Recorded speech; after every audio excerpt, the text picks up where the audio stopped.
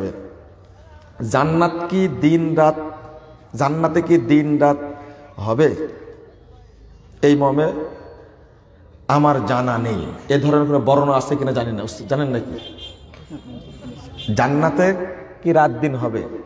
আসলে প্রশ্ন করে কি কি জানেন? এই প্রশ্ন যদি কোনো বড় আলেমকে করতেন তোর উত্তর দিত যে তুমি এই প্রশ্নর দ্বারা কি উপকৃত হবে। এই যে প্রশ্নটা করেছেন, আমাকে একজন প্রশ্ন করেছিল, আচ্ছা ইব্রাহিম আলাইহিস সালামের নানির নাম কি ছিল? এটা কোরআনের আয়াত, কিন্তু এটা কোরআনের আয়াত। আপনাদের এই অঞ্চলের লোকের কিছু এই কি বলে ওটা কি কি একটা ভাষা বলে আপনারা, না না না ভাষাটা আমার মনে আসছে না। কিছু কিছু ভাষা মুখস্থ রাখার চেষ্টা করি তো হয় না। আপনাদের কিছু মানে তেড়ামো আছে, বুঝতে পারলেন? হ্যাঁ, তেড়ামো আছে, ন্যাকামো বলে না। আর একটা ভাষা আছে আমার মুখস্থ, এখন পরে মনে হলে বলতেছি আর কি। হ্যাঁ, হ্যাংটামো, হ্যাংটামো, হ্যাংটামো, এবার মনে আছে হ্যাংটামো। আপনার কাছে হ্যাংটামো আছে, বুঝছেন তো? একদিন একটা প্রশ্নের উত্তর দিয়েছি একটা বই থেকে, তখন আমাকে প্রশ্ন লিখছে তুই এত টাকা কোথায় পেয়েছিস, বই কিনলি কেমনে? কি সুন্দর প্রশ্ন। আমার পর কত রাগ, চিন্তা করতে পারছেন? শুধু আমাকে না, আব্দুর রাজ্জাক বিন ইউসুফ উস্তাদ যে সেই নরেন্দ্রপুর চাঁপাইনবাবগঞ্জে ঠিক ওইভাবে ইরওয়ালুল গালিল পড়তে পড়তে নিয়ে গেছেন, ফতোয়া লিখবেন তাই দেখ, এখানে রেখে বক্তব্য শুরু করেছে, প্রশ্ন করেছে তুই এই এত বড় কেতাব কোথায় পেলি, তোর বাপের তো টাকা নাই। কি উত্তর দিবে বলেন তো দেখি? আচ্ছা, ওকে যে প্রশ্ন করবে না তাহলে হবে। কি প্রশ্ন করলো? হ্যাঁ, এটা জান্নাত জাহান্নাম, এটা কিন্তু আকীদার বিষয়। এটা কি বুঝেন? কিসের বিষয়? আকীদার বিষয়। আপনি কিন্তু প্রশ্ন করতে পারবেন না যে আল্লাহকে কে সৃষ্টি করলো, পারবেন? এই প্রশ্ন করা যাবে? হারাম, হারাম। এটা আকীদার বিষয়। আল্লাহ কিভাবে আছেন, ঠিক জান্নাত জাহান্নাম এটা আকীদার প্রসঙ্গ। যেটা বর্ণিত হয়নি হাদিসে সেটা বলা যাবে না, এর ব্যাখ্যাও করা যাবে না। যদি প্রশ্ন করতেন জান্নাতে যাওয়ার শর্টকাট 3টা আমল বলুন, তাহলে খুব ভালো লাগতো। জান্নাতে যাইনি, ও রাত হবে না দিন হবে খুঁজতেছে। একজন ছেলে সন্তান তার মায়ের গর্ভে, একজন ছেলে সন্তান তার মায়ের গর্ভে মারা গেছে, তার জানাজা করা লাগবে কি? এটা সুন্দর প্রশ্ন। 4 মাস পরে যদি বাচ্চাটা মারা যায়, 4 মাস পরে যদি মারা যায় বা পেট থেকে পড়ে যায়, তাহলে তার জানাজা করা যাবে। সালাতুত তাসবিহ নামাজ আদায় করা যাবে কি? সালাতুত তাসবিহ সম্পর্কে তো আপনারা জানেন, হাদিসটিকে আরবি বিদ্বানগণ সবাই জাল বলেছেন, সরাসরি বলেছেন সালাতুত তাসবিহ বিদআতুন ওয়া আহাদিসুহা মুনকারুন যুকিরা ফিল মাওযুআত। তো আলবানী বলেছেন যে পরস্পর সনদগুলো মিলে সহি বলা যেতে পারে, হাসান বলা যেতে পারে। আমরা বলি এইভাবে বলে দিলাম, যদি আপনার রুচি হয় তাহলে পড়বেন, রুচি না হলে পড়ার দরকার নেই। আমরা বলি এত সন্দেহযুক্ত একটা ইবাদত মানে করার জন্য মানুষের অন্তর চাইবে না। জি, হাদিসের কোনো ভিত্তি নাই। হ্যাঁ, লা আসলাল্লাহু বলে দিছে, এর কোনো ভিত্তি নাই। আর আমি যেটা এবারটা বললাম, আমার জাল হাদিসের কবল রাসূল সাল্লাল্লাহু আলাইহি ওয়াসাল্লাম বই, এই বইটার মধ্যে কিন্তু এটা বিস্তারিত আলোচনা আছে। কিছু বই আছে, আপনারা বইগুলো নিয়ে যাবেন। বাকি সিয়াম রেখে নফল সিয়াম করা যাবে কি? বাকি সিয়াম রেখেন ও না, এই মাসালাটাই মাযহাবী মাসালা চালু হয়ে গেছে আমাদের মধ্যে। আল্লাহ আমাদের মাফ করুক। শাওয়ালের সিয়াম পালন করছি আমরা, হাদিসে যদিও আসছে আয়েশা রাদিয়াল্লাহু আনহা ভাঙ্গা সিয়ামগুলো রাখতেন কখন? শাবান মাসে, এটা হাদিসে আসছে। তাই অর্থ এটা নয় যে তিনি মানে নফল সিয়াম করার পরে সেগুলো রাখতেন, এর অর্থ কিন্তু এটা না। নফল সিয়াম কখনো হয়তো ছেড়ে দিতেন, কিন্তু আপনাকে আগে ফরজ সিয়ামটা করে তারপরে কি করতে হবে? নফল সিয়ামটা করতে হবে। কথা বোঝা গেছে? এটাই তো প্রশ্ন করেছেন আপনারা। আর একটা জিনিস হলো, আপনাকে আল্লাহ জিজ্ঞেস করবেন কিয়ামতের মাঠে নফল সম্পর্কে না ফরজ সম্পর্কে? যদি নফল করতে যদি মারাই যান আপনি, তাহলে জবাবটা কি দিবেন? কথা বোঝা গেছে? যদি ফরজের শর্ট পড়ে তখন নফল দিয়ে আল্লাহ কি করবেন? পূরণ করবেন। ইচ্ছা করে ফরজটা বাদ রেখে আপনি কি করছেন? নফলটা করছেন। এটা তো সেটা ঠিক না। এইটাই চালু আছে আমাদের ভিতরে মাযহাবী ফতোয়া। তাহাজ্জুদের নামাজ কত রাকাত হবে এবং দোয়ার মধ্যে কোনো পার্থক্য আছে কি? দোয়ার মধ্যে মানে তাহাজ্জুদ পড়বেন 2 রাকাতও পড়া যায়, সময় নাই 2 রাকাতও পড়তে পারবেন, সর্বোচ্চ 10 রাকাত পড়তে পারবেন 1 রাকাত বিতির। কথা বোঝা গেছে? অথবা 8 রাকাত পড়বেন 3 রাকাত বিতির। রাগ ও হাসির মধ্যে স্বামী স্ত্রী তালাক দিলে সে তালাক গ্রহণযোগ্য হবে কি? হ্যাঁ হবে তো। ঠাট্টা মজাজ করার জায়গা পান না। হ্যাঁ, আর একটা কথা শুনে নেন, যারা বউকে তালাক দেওয়ার পর ফতোয়া জিজ্ঞেস করে এরা পুরুষ না, এরা কাপুরুষ। আবার ঠিক বলে, ঠিক বলেই তো আমি বলছি রে ভাই, আজীব ব্যাপার। হ্যাঁ, কথা বুঝেন? যারা তালাক দেওয়ার পরে যে একসঙ্গে 1 মাসে তো আমি 1000 তালাক দিয়েছি, বউ রাখা যাবে কিনা? তুমি দিয়েছো তো রাখার প্রশ্ন করছো কেন? তাড়ায় দাও। ও দেওয়ার পরে বুঝতে পারছে, তাই না? এরা হলো পুরুষ না, এরা কাপুরুষ না। অতএব ফতোয়া জেনে তালাক দিবেন, দিতেই চান আপনি। এই সমস্ত লোককে আমি দেখতে পারি, এটা কাবিরা গুনাহ। এটা কাবিরা গুনাহ। আপনি শরীয়তে লঙ্ঘন করলেন কেন? পদ্ধতি আছে না তালাক দেওয়ার? বউকে 1 তালাক দিবেন, দেওয়ার পরে অপেক্ষায় থাকবেন। যদি সোজা হলো তো হলো, তাহলে আর 1 তালাক দেবেন, দেয়া বলবে যে আর একটা বাকি আছে, যদি হেড়ি তিড়ি করো তাহলে ওইটাও দিব, তালাও দিব। 1 তালাক দিয়ে বউকে পাঠিয়ে দিয়েছেন, এটা তো হারাম। এটা পাঠিয়ে দিলেন কেন আপনি বউকে? ওকে ঠিক করার জন্য দিতে হবে। আর যদি মনে করেন যে এমন অপরাধ করেছে, ঠিক আছে ওকে পাঠাই দিলাম, আপনি স্পষ্ট করে নিয়েছেন ওকে তালাকই দিব, পাঠা দেন। ঘর সংসার করবেন না। 1 মাসে একটা দিলেন, পরের মাসে আবার দিবেন, তারপরের মাসে আর একটা দিবেন, দিয়ে ওর সাথে সব কি চুক্তি শেষ। জুমার দিন মুয়াজ্জিন কোন স্থানে দাঁড়িয়ে আজান দেবেন? মসজিদের ভিতরে খতিবের সামনে নাকি মসজিদের বাইরে?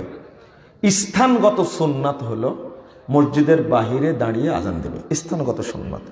এরপরেও যদি কেউ ভিতরে দাঁড়িয়ে আজান দেয়, ইমামের সামনে না, ইমামের সামনে আজান দেওয়া হলো বেদাত।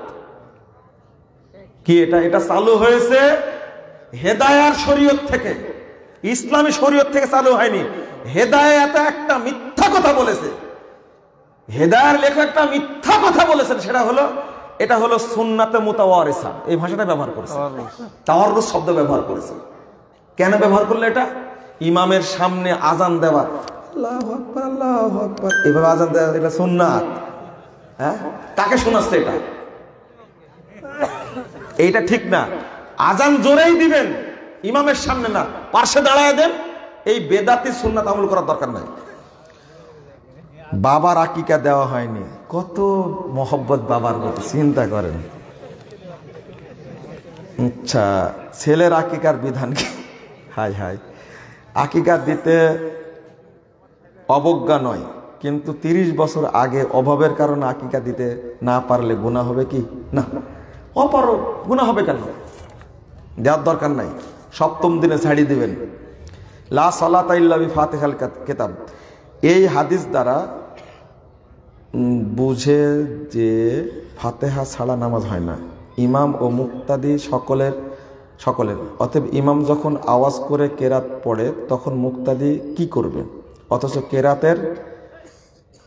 অথচ কোরআনে আছে ওয়াইদা কুরিয়াল কুরআনু ফাস্তামিলাহু আনসিতু, বিস্তারিত জানতে চাই। এই আয়াতটা যে ব্যাখ্যা দেয় তার উপরে নাজিল হয়েছে নাকি? ওয়াইদা কুরিয়াল কুরআনু ফাস্তামিলাহু আনসিতু লাআল্লাকুম তুরহামুন, যারা ব্যাখ্যা দেয় এই আয়াতের, এই আয়াতটা কি তাদের উপরে নাজিল হয়েছে না মুহাম্মদ সাল্লাল্লাহু আলাইহি ওয়াসাল্লাম নাজিল হয়েছে? তাহলে তো এই ব্যাখ্যার দরকার নেই, তাই না? আর শরীয়ত উভয়টা আসছে কার পক্ষ থেকে? আল্লাহর পক্ষ থেকে, তাই না?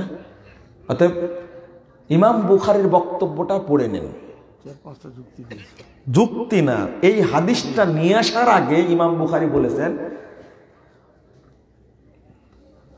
উযুবুল কিরা, হ্যাঁ, লিল ইমামি ওয়াল মামুমে আলা সলাওয়াতি কুল্লিহা, আলা সলাওয়াতে ফি সলাওয়াতি কুল্লিহা। তারপরে দেখছেন ফিল হাজারে ওয়াস সাফারে, তারপরে তার আগে বলছেন আলাল ইমামে ওয়াল মামুমে ফিল হাজারে ওয়াস সাফারে ফিমা ইউযহার ওয়া মা ইউখাফ। আল্লাহু আকবার, গুষ্টি মেরে দিছে। আমি অনুবাদ করার সময় এইভাবে বলি, এই সমস্ত ব্যাখ্যার গুড়া কেটে কি করে দিছে? নাশ করে দিছে। তিনি এই হাদিসটা, তো বুখারীটা পড়লেই তো হয়, মুজাফফরকে জিজ্ঞেস করার দরকার নাই।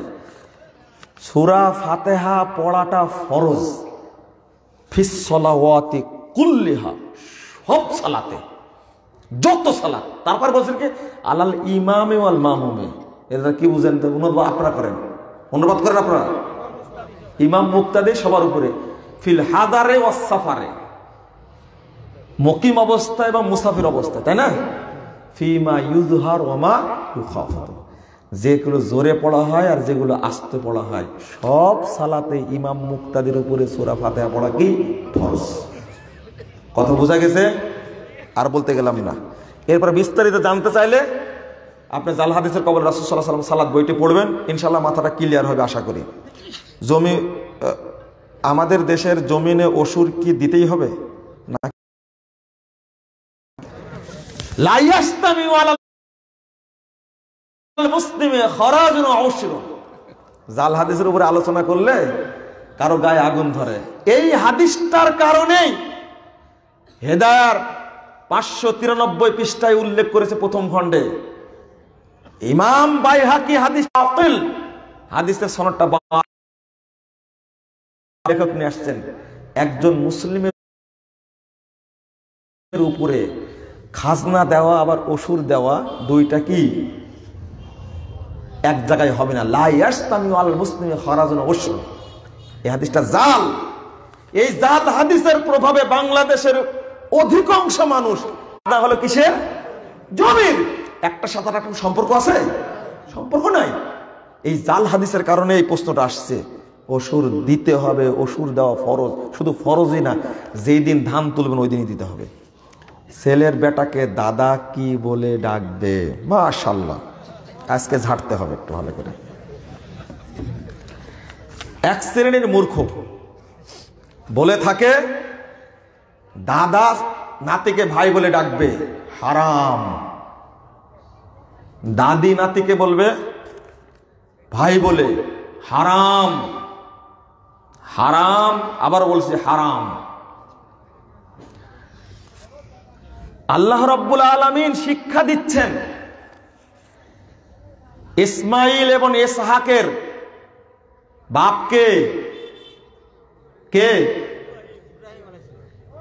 ইব্রাহিম আলাইহিস সালাম, তাই না? ইয়াকুব কে? ইব্রাহিম আলাইহিস সালামের কি নাকি ইসহাক আলাইহিস সালামের কি বেটা? আর ইয়াকুব আলাইহিস সালামের বেটা কে? হ্যাঁ, ইউসুফ। ইউসুফ আলাইহিস সালাতু ওয়াস সালামকে ইয়াকুব আলাইহিস সালাম বলছেন কুরআনের আবাওয়াইকা, কি? তোমার দুই বাপ। কে কে? বাপ এবং দাদু।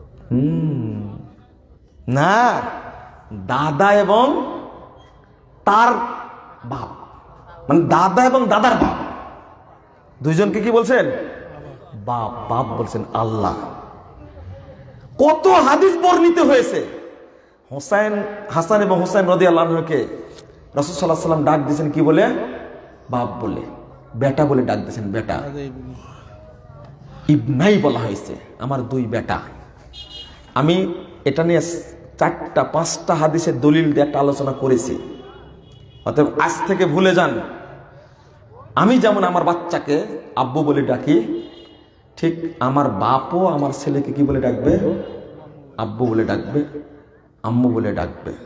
ডাকটা চেঞ্জ করা যায় না? কারণ হলো এইভাবে কথা বলতে হয় না, এইভাবে কথা বলতে। উস্তাদ যেটা জানেন না, উনি তো জানেন বিষয়টা। ফতোয়া আলোচনা না করার কারণ আছে, কারণটা বলবো, আগে রাগায় দিয়েন না। আলোচনা করলে তো আপনি ইট তুলবেন, দলিল হাজির করবেন না। কি হাজির করবেন? ইট ইট। আমাকে যেমন বলেছিলেন যে মোনাজাত করে উঠেন, নাহলে ইট নিয়ে আসবো।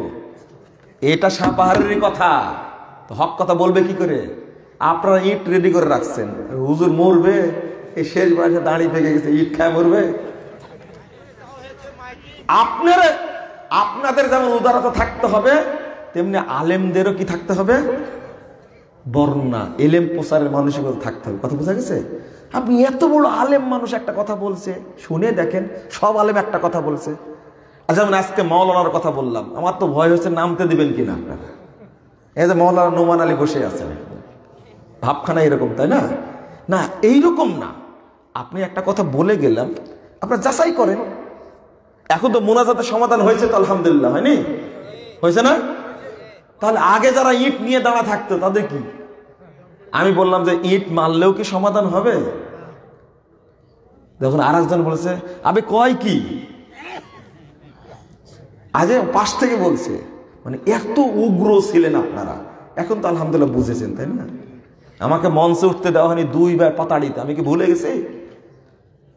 আমার তারিখও মনে আছে। তো বলবেন আপনারা আগে সংশোধন হন, বাকিরা সংশোধন হবে ইনশাআল্লাহ। কি বলবেন? আল্লাহ রাসূল যদি তার হাসান হুসাইন নাতিকে আব্বু বেটা বলে আহ্বান করতে পারেন, আমরা পারি না?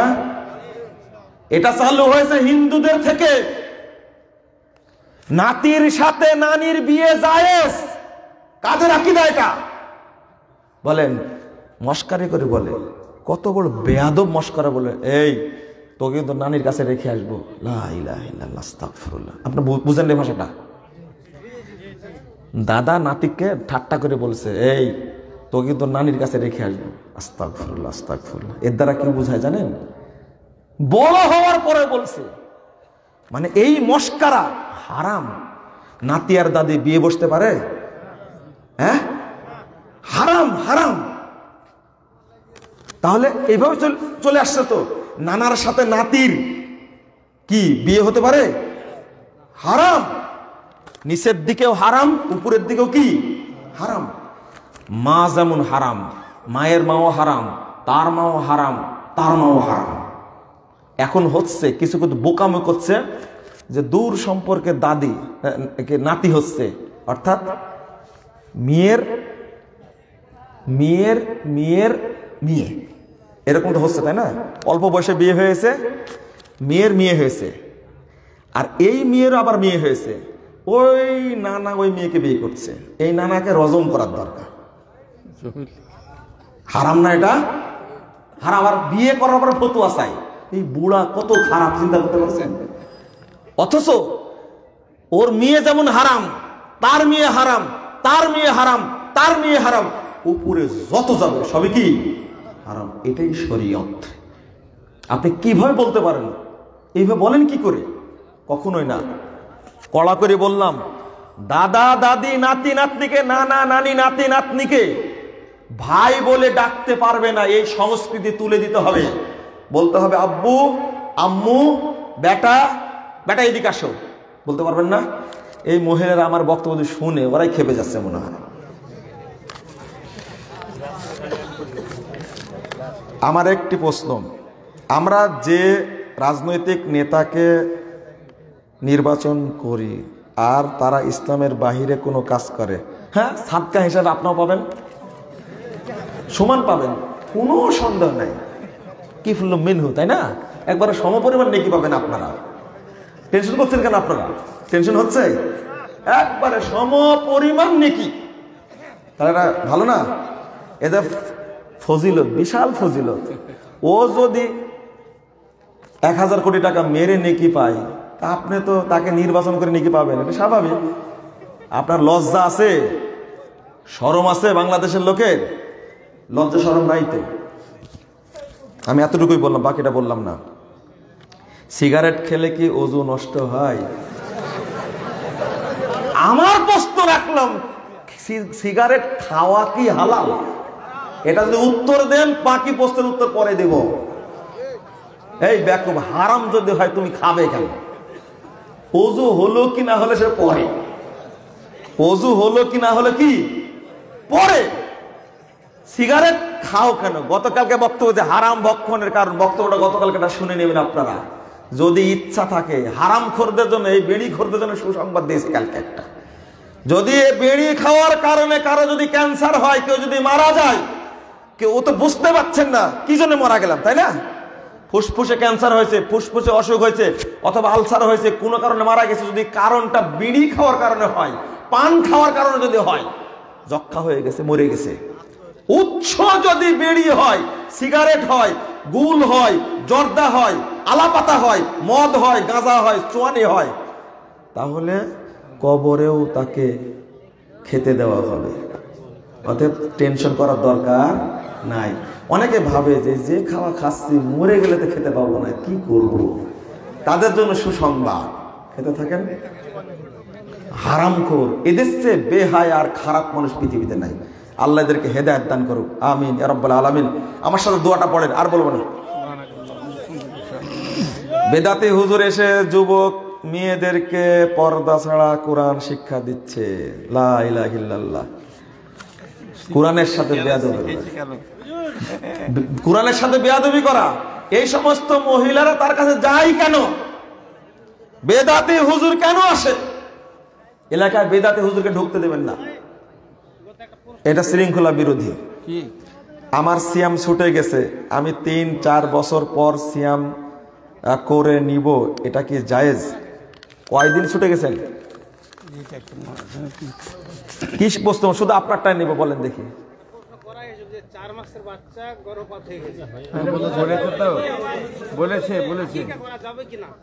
বলেছি তো, আকিকার কথা বলেননি তো আপনি? জানাজার কথা জিজ্ঞেস করেছেন। আকিকা করতে পারবে, আকিকা করতে পারবে যদি মৃত বাচ্চা। আচ্ছা থামেন, এই যে প্রশ্নটা করলেন, এইটাই হলো ইবলিসি কথা। শরীয়ত যেখানে আছে সেটাই কি অফ। এই জন্য ইমাম মালিক রাহিমাহুল্লাহ, ইমাম মালিক রাহিমাহুল্লাহ না, মুসলিমের হাদিস, যুক্তি যখন দেখাচ্ছিলেন যে আরে আমার তেমন তো কষ্ট হচ্ছে না, সুন্নাত পড়লে সমস্যা কি সফরে, তখন 3 বার বলেছেন লাকাত কানা লাকুম ফি রাসূলিল্লাহি উসওয়াতুন হাসানা, লাকাত কানা লাকুম ফি রাসূলিল্লাহি উসওয়াতুন হাসানা। আচ্ছা বুঝলাম না, দোয়া পড়লেন সুবহানাকা আল্লাহুম্মা ওয়া বিহামদিকা আশহাদু আল্লা ইলাহা ইল্লা আনতা আস্তাগফিরুকা ওয়া আতুবু ইলাইকা। আসসালামু আলাইকুম।